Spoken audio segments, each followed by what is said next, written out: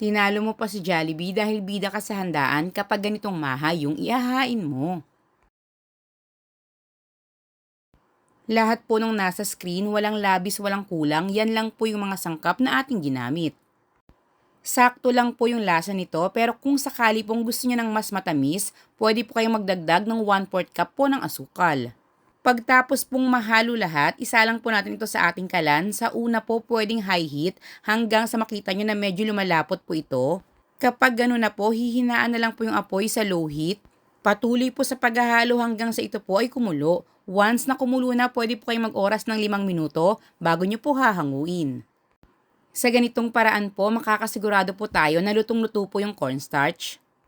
Yung whole corn po natin kanina, bumawas lang po ako ng kaunti. Ganun na rin po yung cheese dun po sa ating listahan, pang toppings po ito sa ating maha.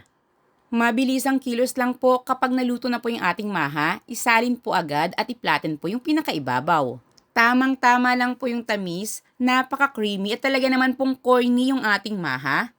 Isang recipe na siguradong hindi na naman po ako ipapahiya sa inyo. Balitaan niyo po ako pag niluto niyo na.